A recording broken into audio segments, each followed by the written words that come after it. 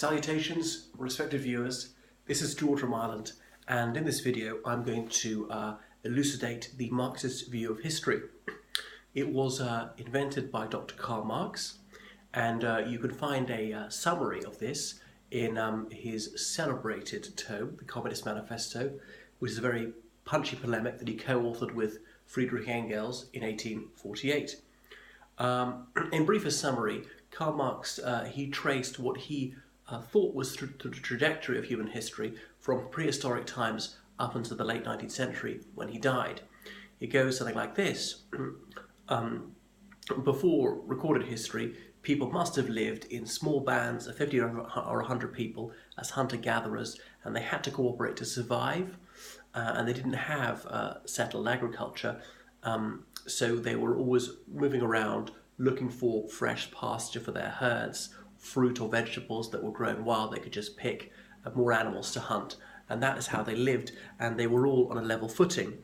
However, they became more sophisticated, and they started to have a sedentary lifestyle where they could grow crops better, and some people with certain leadership qualities emerged, or indeed they were just more ruthless, who were able to hold sway over the others, and communities became larger, and the larger the community, the more inegalitarian they become.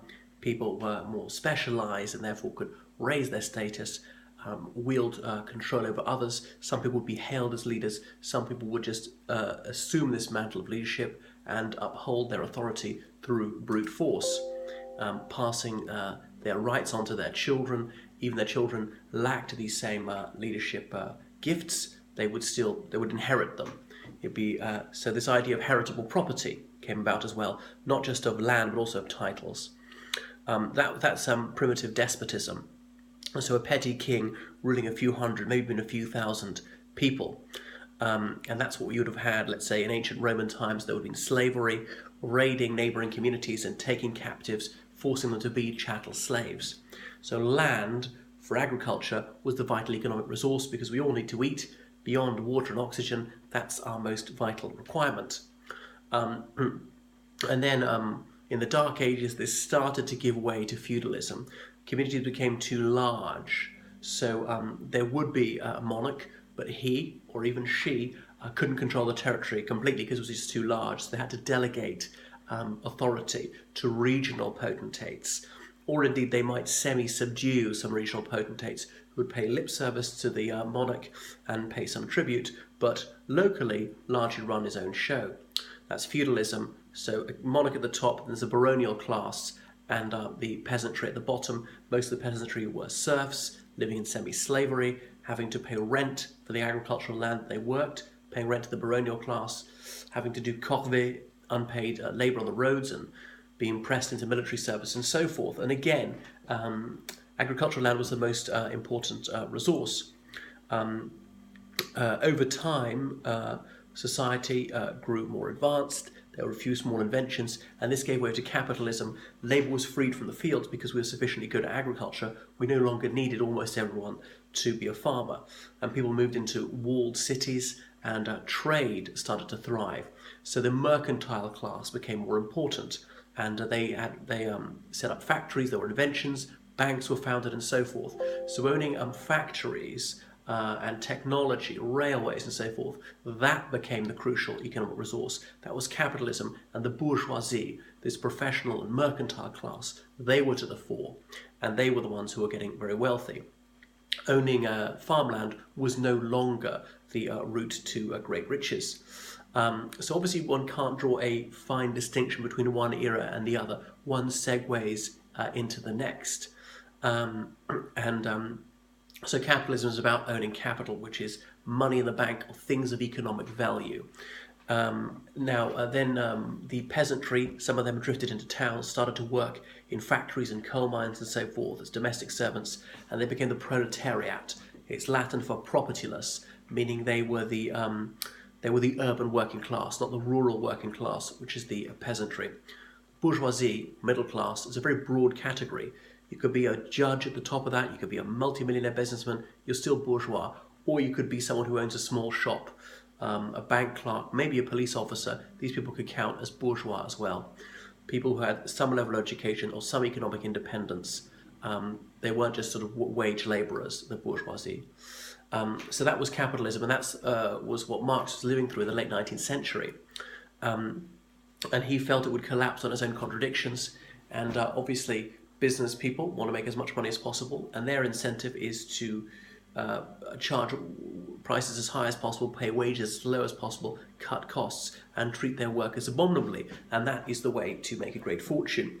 But the proletariat were no longer going to tolerate this. In feudalism, there was some idea that the landlord might be benign, that he might have a paternalistic attitude to his peasants, and occasionally that was true. But with capitalism, it really was quite cold-hearted, running factories and so on.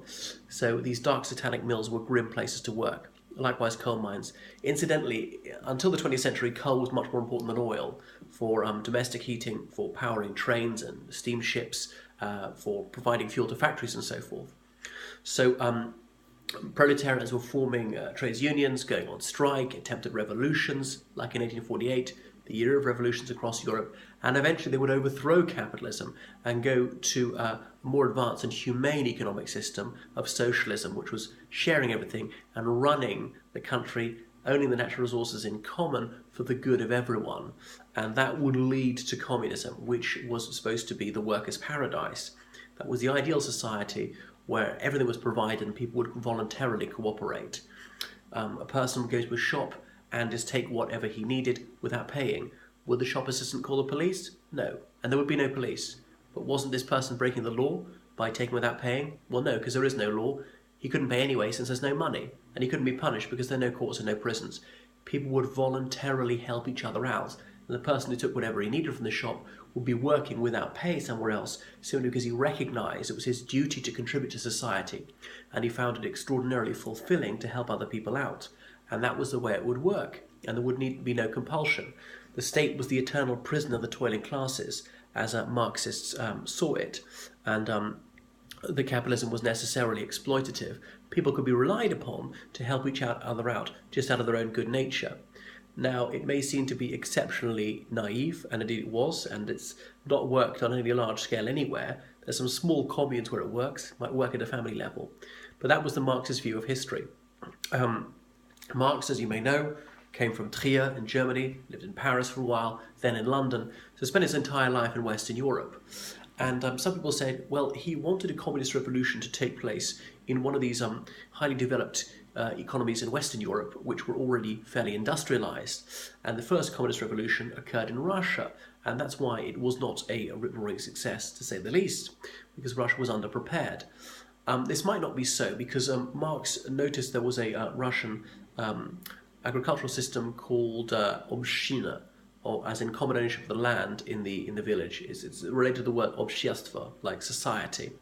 And he said in the Mir, they run their affairs together, they have these councils, and that is actually a good microcosm of communism, and that's where the whole country can go communist quite quickly. So Marx was very flexible about how his vision would come true, and he didn't spell out exactly what was to be done, but he did believe there would be no government at the end, and that's why Engels, his collaborator, said the state would wither away. Well, that never happened. As you may know, in communist countries, ironically, government started to micromanage everything. They're controlling every minutiae of people's lives with the view to eventually abolishing themselves. The government wouldn't be there anymore. Eventually they trade without money, but they never came anywhere near that. So that is the Marxist view of history. Are we anywhere near that? It seems like not. As corporations are becoming more powerful, as they make huge donations to political parties, if anything, we're going back to a more primitive form of capitalism. The 20th century, there's quite a lot of public provision in many of the advanced Western countries, quite a lot of state ownership and welfare, and much of that has been pared back. So it does seem to me that in some respects Marx was dead wrong. I can't disagree with him about everything, though. It's difficult to quibble with what he believed about how the mighty and the affluent are very much self-seeking. I know they do make some charitable donations, but they don't become rich through liberality, and they will do anything to amass more wealth and power in their own hands. And different classes dominate at different eras because they control the vital natural resources. So that is a précis of the Marxist view of history.